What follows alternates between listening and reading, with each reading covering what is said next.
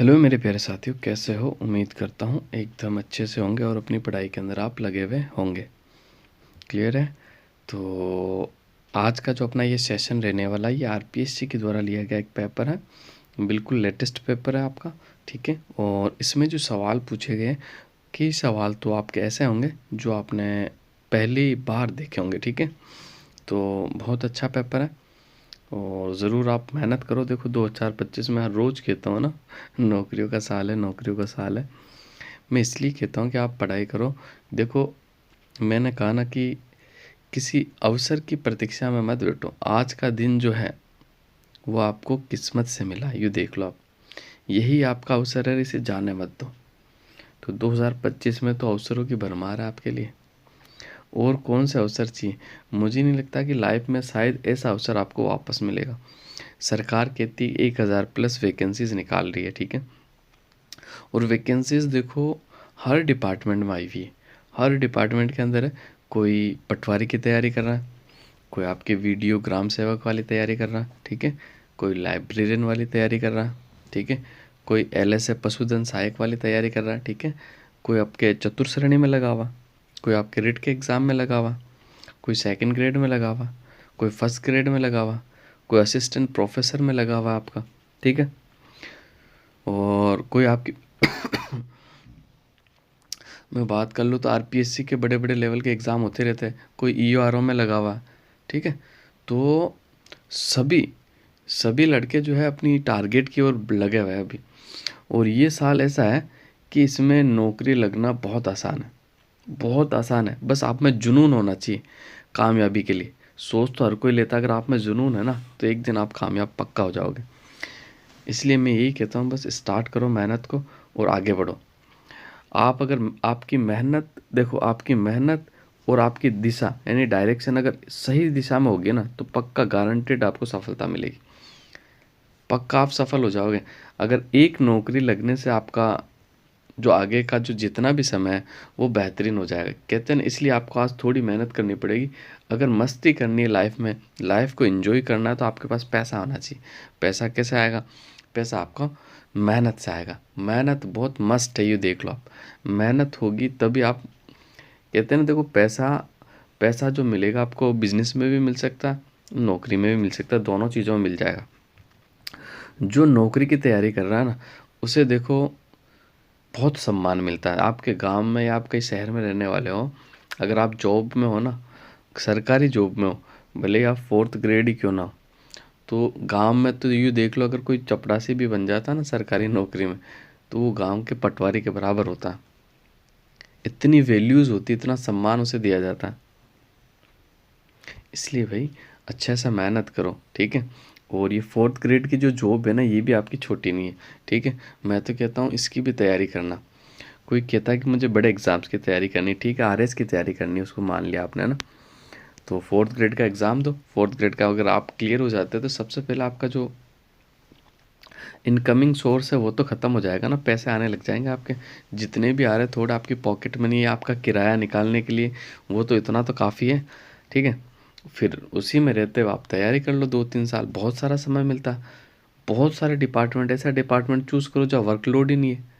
फिर अच्छे से अपनी कंटिन्यू करो तैयारी आगे। इसलिए कोई भी जॉब छोटी नहीं होती है। अगर आप मेहनत करोगे तो पक्का आपको रिजल्ट मिलेगा। ठीक है। और आप मेहनत नहीं करोगे तो आपकी लाइफ जैसी है वैसी ही रहेगी, उसमें कोई तब्दीली नहीं होने वाली है। तो चलो शुरू करते हैं। पहला क्वेश्चन है आपका, निम्नलिखित में से किस शासक की बहादुरपुर के युद्ध में महत्वपूर्ण भूमिका थी, ये आपको बताना। तो अपन देख लेते हैं। मिर्जा राजा जय सिंह, मिर्ज ओ महाराजा जसवंत सिंह, और आपके महाराजा कर्ण सिंह और महाराजा राज सिंह। इसका जो सही आंसर हो जाएगा आपका बिल्कुल ऑप्शन नंबर 1 होगा भाई, मिर्जा राजा जय सिंह। बेहतरीन सवाल है इस पेपर के, अच्छे से देखना आप। देखो इसके बारे में थोड़ा सा मैं आपको बता देता हूँ। ये जो आपका बहादुरपुर का युद्ध हुआ था ना, ये आपका हुआ था फरवरी 1658 में। कब हुआ था भाई? फरवरी 1658 में हुआ था। ठीक है। और ये जो शाहजहाँ के जो पुत्र थे ना, एक तो आपके औरंगज़ेब, दारा को, और शाहजहाँ और मुराद, इनके मध्य हुआ था सत्ता के लिए। ठीक है। आपको याद रखना है, ठीक है। ये आपका था बहादुरपुर वाला युद्ध। अब अगले क्वेश्चन की तरफ बढ़ते हैं अपन। रम्मत लोक नाट्य की प्रमुख विशेषता क्या है? देखो बहुत प्यारा सवाल है आपका, पढ़ते हैं अच्छे से इसको हल करने की कोशिश करते हैं। इसमें एक समुदाय विशेष के ही लोग सहभागी होते हैं। इसमें टेरियों और गायकों की प्रमुख भूमिका होती है। रंगमंच पर बैठे पात्र अपना प्रदर्शन देते हैं और पुनः अपने स्थान पर जा बैठते हैं। इसकी भाषा और क्षेत्रीय रंगत इसे एक विशेष से जोड़े रखती है, विशेष क्षेत्र से जोड़े रखती है। तो सेकंड का सही आंसर की बात करूँ तो देखो दूसरा वाला आपका बिल्कुल सही है कि टेरियो और गायकों की प्रमुख भूमिका होती है, ठीक है। तीसरा भी आपका बिल्कुल सही, रंगमंच पर बैठे पात्र अपना प्रदर्शन करते हैं और पुनः उसी स्थान पर जाके बैठ जाते हैं, ठीक है। और इसकी भाषा और क्षेत्रीय रंगत इसे एक विशेष क्षेत्र से जोड़े रखती है, बिल्कुल सही है। लेकिन पहला वाला गलत है भाई, कि इसमें एक ही समुदाय के विशेष लोग सहभागी होते हैं। नहीं, अलग अलग समुदाय के होते हैं, एक समुदाय नहीं होता। तो इसका जो राइट आंसर हो जाएगा ऑप्शन नंबर 1। ऐसा क्वेश्चन अगर आपके एग्जाम में आ गया तो समझ जाओ आप कि बहुत भारी लेवल है ना, क्योंकि ऐसे सवाल अक्सर आते नहीं है, क्योंकि ज़्यादा डीप से पढ़ना पड़ता है इसके लिए आपको। निम्नलिखित में से कौन सा तत्व वाद्य यंत्र नहीं है? बपंग, बाकिया, जंतर, कामायचा। तो ये कामायचा तो कई बार पूछ लिया, कितनी बार कामायचा आ गया मैंने। अलगोजा कामायचा तो पूछा ही जाता आपका, ठीक है। तो ये जो आपका अलगोजा और कामायचा जो है ना, ये आपका तत्व वाद्य यंत्र नहीं है भाई, ठीक है।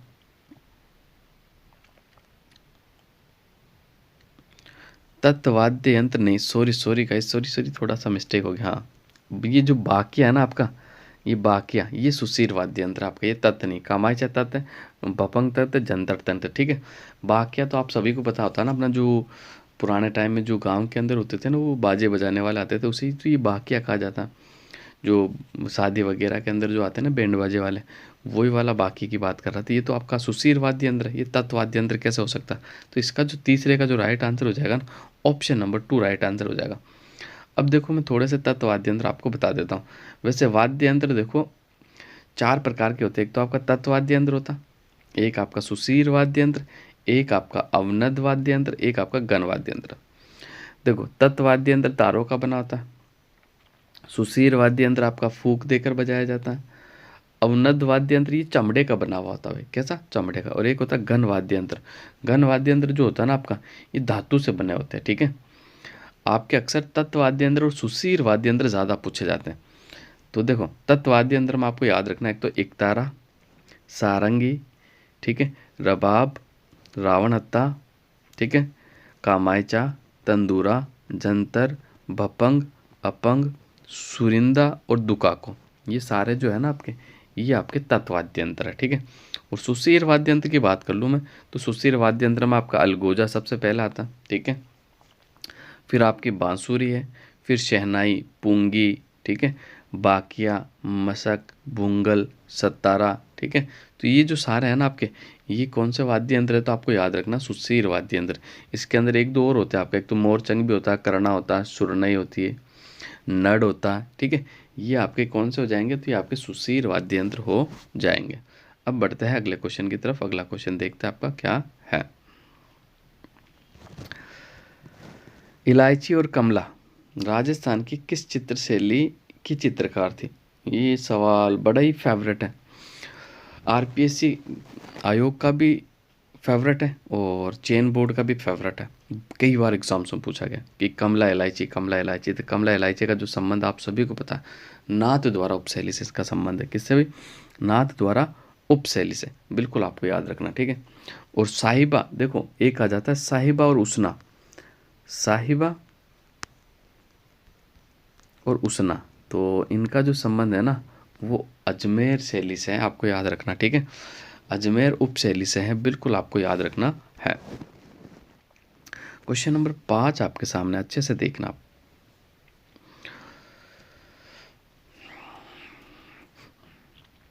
एक तरफ लेखक है, एक तरफ उनकी कृतियां हैं, तो आपको मैच करना है। तो मैच करते हैं अपन। कान्हा व्यास ने लिखा था एकलिंग मातम में, ठीक है। नाथा की बात कर लूँ तो वास्तु मंजरी नाथा ने लिखा था, ठीक है। इसके बाद गोविंद की बात कर लूँ तो द्वार दीपिका आपके गोविंद की है।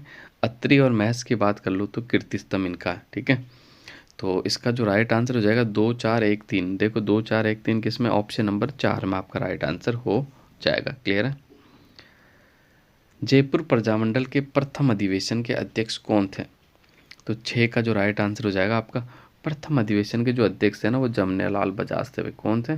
जमनालाल बजाज। ठीक है, जयपुर प्रजामंडल राजस्थान का सबसे पहला प्रजामंडल था। ठीक है, जिसकी स्थापना 1931 में हो गई थी। किसके द्वारा? कपूर चंद पाटनी के द्वारा की गई थी। बिल्कुल आपको याद रखना। दूसरा, भारत छोड़ो आंदोलन और आपका आज़ाद मोर्चा का जो संबंध था ना वो जयपुर प्रजामंडल से ही था। बिल्कुल आपको याद रखना है। और ये जो चारों नेता आपको दे रखे हैं ना, जमनालाल बजाज, हीरालाल शास्त्री, कपूर चंद पाटनी और चिरंजी लाल मिश्र, ये चारों नेता का संबंध आपके जयपुर प्रजामंडल से है। आगे बढ़ते हैं।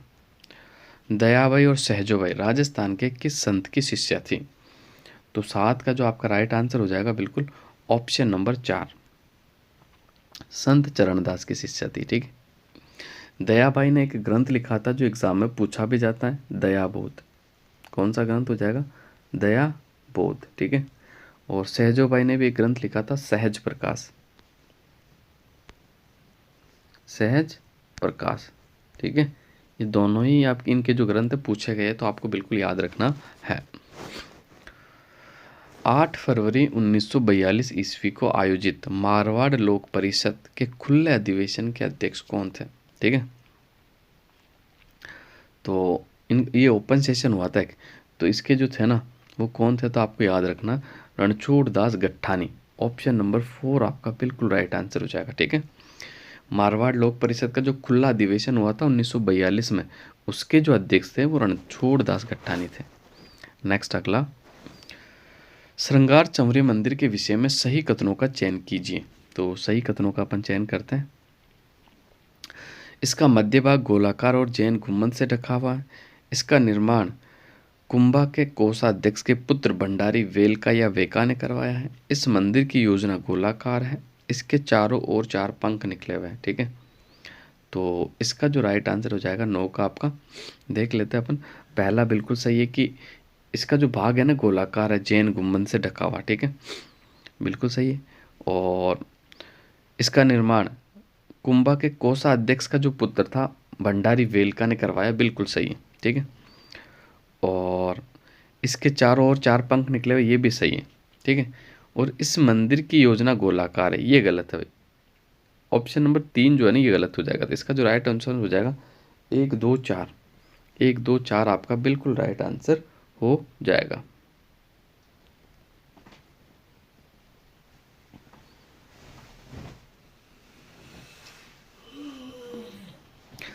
क्वेश्चन नंबर 10 आपके सामने है।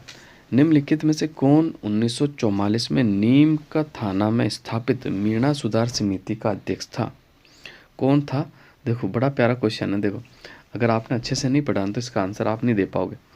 तो इसके जो अध्यक्ष है ना वो थे आपके बंशीधर शर्मा। ठीक है, अब देखो, अब मीणा सुधार समिति, ठीक है, का जो सम्मेलन हुआ था वो कब हुआ था? 1944 में हुआ था। ये याद रखना। कहाँ पर हुआ था? नीम का थाना के अंदर हुआ था। नीम का थाना कहाँ पड़ता है? आपके सीकर में पड़ता है। कहाँ पड़ता है भाई?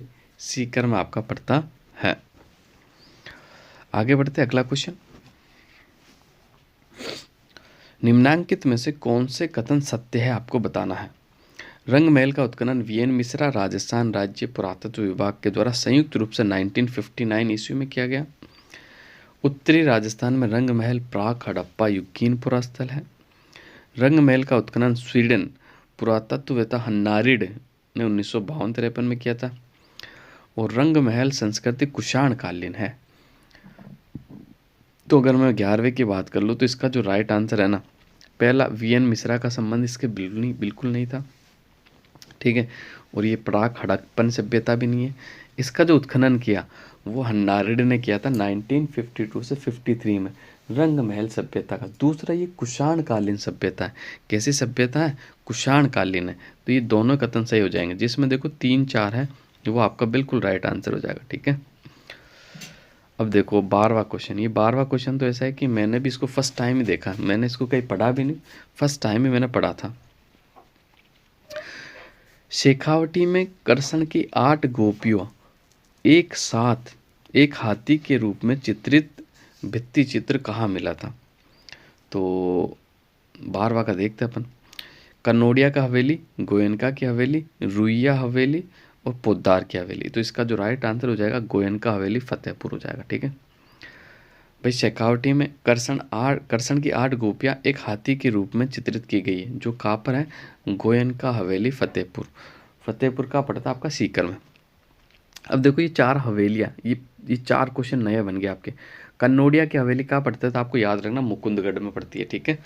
पोद्दार की हवेली आपके नवलगढ़ में पड़ जाती है। रुइया हवेली आपके रामगढ़ में पड़ जाती है। गोयनका हवेली आपके फतेहपुर में पड़ जाती है। ये भी आपको याद रखना। ठीक है। देखो एक सक्सेस का मंत्र आपको मैं बताता हूँ। आप जो मैं पढ़ाता हूँ ना, इसके नोट्स तैयार करो। अगर आपने इसके नोट्स तैयार करें ना, फिर आपने इसका रिवीजन कर लिया 5 से 6 बार, तो पूरा राजस्थान जी के निकल जाएगा आपको। कहीं से थ्योरी पढ़ने की ज़रूरत नहीं, कहीं से बुक्स पढ़ने की ज़रूरत भी नहीं पड़ेगी। ठीक है। देखो एक बहुत बड़ी बात बता रहा हूँ मैं आपको, जो आपको नहीं बतानी चाहिए फिर भी बता दी मैंने।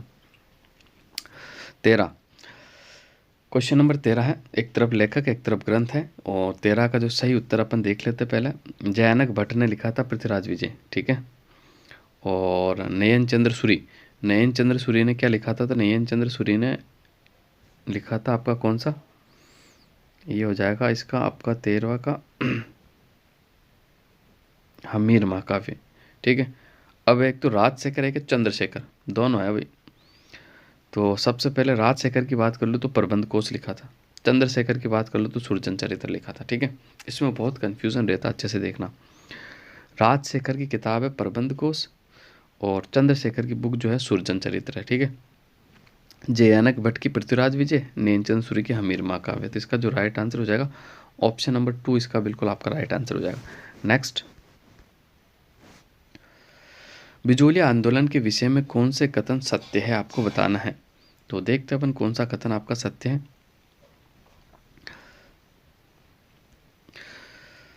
1903 में राव करसन सिंह ने बिजोलिया क्षेत्र में चौरी कर लगाया। ठीक है।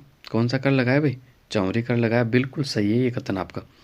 पृथ्वी सिंह ने मेवाड़ द्वारा नए जागीरदार से तलवार बंदाई के रूप में रकम का भार जनता पर डाल दिया। ये भी सही है, तलवार बंदाई कर पृथ्वी सिंह ने लगाया था।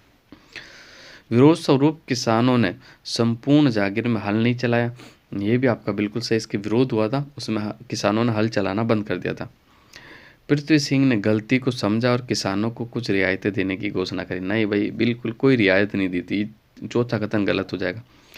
इसका जो राइट आंसर हो जाएगा 1, 2 और 3 आपका बिल्कुल राइट आंसर हो जाएगा। अगला देखो, अगला क्वेश्चन है आपका, अजमेर संग्रहालय में प्रदर्शित लिंगोद्भव मूर्ति कहाँ से प्राप्त हुई थी? तो 15 का जो आपका बिल्कुल राइट आंसर हो जाएगा, ये हर्षनाथ से प्राप्त हुई थी भाई। कहाँ से? हर्षनाथ से। जनगणना 2011 के अनुसार राजस्थान में 5 लाख से अधिक जनसंख्या वाले शहर या नगरीय संकुल कितने हैं भाई? देखो कितना बेहतरीन सवाल है आपका। 5 लाख से अधिक जनसंख्या वाले शहर कितने हैं वो आपको बताना है। तो 16 का जो राइट आंसर हो जाएगा ना, 5 शहर है भाई। कितने शहर हैं? 5 शहर ऐसे हैं जिनकी जनसंख्या जो है वो 5 लाख से ज़्यादा है। ठीक है। आगे बढ़ते, 2011 की जनगणना के अनुसार राजस्थान में 15 से 24 वर्ष के आयु वर्ग युवाओं की साक्षरता क्या है? तो 17 की अगर मैं बात कर लूँ तो इसका जो राइट आंसर हो जाएगा वो हो जाएगा आपका 81.73। कितना भाई? 81.73। निम्नलिखित में से कौन सा सही सुमेलित नहीं है, ये आपको बताना 18 में से। अंगोरिया बाड़मेर में पड़ता, मोखला जैसलमेर में है, घोरीर झुंझुनू धुनी सीकर में नहीं भाई, धुनी सीकर में नहीं। ऑप्शन नंबर 1 आपका बिल्कुल राइट आंसर हो जाएगा। लूनी नदी के विषय में निम्नलिखित में से कौन सा कथन असत्य है? उद्गम से बालोतरा कस्बे तक पानी मीठा है। लूनी नदी के बेसिन में पूर्व सीमा में काला भूरा डूंगर है, और ये राजस्थान के कुल अपवा का 5.6% भाग प्रवाहित करती है, और ये नदी कच्छ के रण में प्रवाहित होती है। ठीक है। तो कौन सा कथन आपका असत्य है? तो 19 का जो राइट आंसर हो जाएगा ऑप्शन नंबर 3। ये कुल अफवाह का ना 10.4%, 10.4% है, ना कि 5.6, इसलिए ये गलत हो गया। बाकी लूनी नदी के बेसिन की पूर्व सीमा पर काला भूरा डूंगर है। ये सवाल कई बार पूछा गया था, याद कर लेना, बड़ा अच्छा सवाल है, कंफ्यूज करता है। बाकी मीठा पानी का तो आपको याद ही होगा, कच्छ के रण में जाती है, ये भी आपको याद होगा। जनगणना 2011 के अनुसार राजस्थान में नगरीय क्षेत्र में 800 से कम लिंगानुपात रखने वाले जिला कौन सा है? तो 20 की अगर मैं बात कर लूँ तो राइट आंसर हो जाएगा आपका ऑप्शन नंबर 1 जो है आपका बिल्कुल राइट आंसर हो जाएगा 20वें का, ठीक है। जैसलमेर एक जिला है। अगला, राजस्थान के एक कृषि जलवायु प्रदेश के संबंध में निम्नलिखित तथ्यों को सुविधाजनक पढ़िए। इस प्रदेश में औसत वर्षा 30 से 50 सेंटीमीटर है। इस प्रदेश में लाल रेतीली सिरोज़ मृदा पाई जाती है और गेहूं, सरसों एवं तिल और इस प्रदेश की प्रमुख रबी की फसल है। देखो, रबी की फसल की बात कर रहा तो पूर्वी मैदान की तरफ आना ही पड़ेगा। तो इसका जो राइट आंसर हो जाएगा ना 21 का जो राइट आंसर हो जाएगा आपका सेकंड बी आपका राइट आंसर हो जाएगा भाई। कौन सा? सेकंड बी आपका बिल्कुल राइट आंसर हो जाएगा, ठीक है।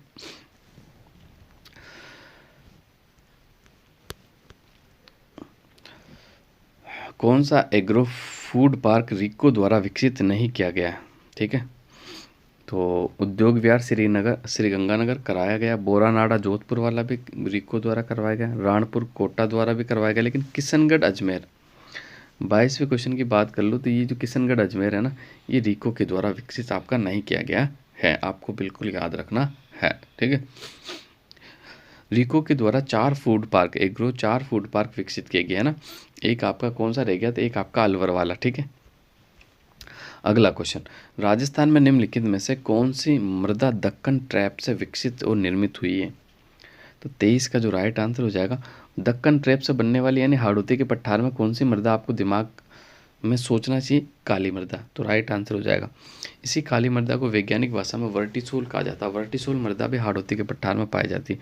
हाड़ौती के पठार में काली मृदा इसीलिए है कि क्योंकि वहाँ से जो मिट्टी का निर्माण हुआ ना, वो ज्वालामुखी से हुआ। कौन सा सुमेलित नहीं है आपको बताना है, तो देख लेते अपन कौन सा आपका सुमेलित नहीं है। लूनी प्रदेश नहर बिल्कुल सुमेलित है। शेखावटी प्रदेश जोहड़ सम्मिलित है। गग्गर मैदान नाली सम्मिलित। नागौर की उच्च भूमियाँ डोरा पर्वत में कहाँ हो जाएगी? डोरा पर्वत तो जालोर में है, नागौर की उच्च भूमियाँ तो नागौर डीडवाना में, ठीक है। डीडवाना और मकराना के अंदर है, तो फिर कैसे हो जाएगा? तो ऑप्शन नंबर 2 आपका बिल्कुल राइट आंसर हो जाएगा। भारतीय वन स्थिति रिपोर्ट 2021 के अनुसार राजस्थान में वनावरण था, ठीक है। कितना वनावरण था तो ये आपको बताना है। तो 25 का जो आपका बिल्कुल राइट आंसर हो जाएगा, देखो मैं बता देता हूँ, 14,655, 16,655, ये राइट आंसर, लगभग 16,655। लेकिन देखो 2023 की वन रिपोर्ट की बात कर लूँ ना मैं, तो ये घट गया, अब 16,648 हो गया भाई, ठीक है। 648 भी नहीं, 548 हो गया, 16,548 हो गया। तो आपको याद रखना घट गया है, ठीक है। राजस्थान में निम्नलिखित में से असतत अस्थिर खनन के पर्यावरणीय प्रभाव कौन से हैं, ये आपको बताना है। तो देख लेते हैं अपन इसका कौन सा राइट आंसर होने वाला। देखो, वायु प्रदूषण भी ये सही है, जैव विविधता का ह्रास भी है, ये भी सही है, ठीक है। लैंड का डिग्रेडेशन हो रहा है, भूमि क्षरण भी हो रहा है, ठीक है, ये भी सही है आपका। सतही और भूजल प्रदूषण दोनों सही है, तो ये सारे सही है इसके, तो ऑप्शन नंबर 1 राइट आंसर हो जाएगा। राजस्थान में मुख्यमंत्री युवा संबल योजना 2024 में पुरुष और महिला बेरोजगारी भत्ता कर में से कितना है आपको बताना। देखो, पुरुष को तो मिलता 4,000, महिला को मिलता 4,500, ठीक है। 28वां क्वेश्चन आपके सामने, सूखा संभाव्य कार्यक्रम, ठीक है, डीपीएपी की शुरुआत में भारत सरकार राजस्थान सरकार में वित्त पोषण का जो अनुपात है ना, वो आपको बताना। तो सूखा संभावित क्षेत्र की अगर मैं बात कर लूँ तो इसमें जो वित्त पोषण है ना, वो आपका हो जाएगा 50-50, ठीक है। 50 और 50 बिल्कुल राइट आंसर हो जाएगा आपका, ठीक है। 29वां क्वेश्चन आपके सामने, राजस्थान में चीनी उद्योग के स्थायीकरण को कौन से कारक प्रभावित करते हैं, ठीक है, ये आपको बताना। तो 29 का देख लेते अपन, मील के आसपास के गन्नों के क्षेत्रों की उपलब्धता, बिल्कुल प्रभावित करती, परिवहन की सुविधा की उपलब्धता बिल्कुल प्रभावित करती, सल्फर और चूने की उपलब्धता ये भी प्रभावित करती, सस्ता कुशल श्रम ये भी प्रभावित करता। इसका जो राइट आंसर हो जाएगा आपका बिल्कुल ABCD राइट आंसर हो जाएगा। GSI के द्वारा हाल ही में राजस्थान के किस जिले में बॉक्साइट की प्राप्ति हुई है, यानी बॉक्साइट कहाँ मिले, तो ये आपको मिले कोटा के अंदर। बॉक्साइट कहाँ मिले भाई, कोटा के अंदर आपको बॉक्साइट मिले है। तो आज के लिए बस इतना ही, तो मिलते हैं अगली क्लास में। तो आप सभी साथियों को धन्यवाद। नए हो तो चैनल को ज़रूर सब्सक्राइब करना, अपने मित्रों से शेयर करना।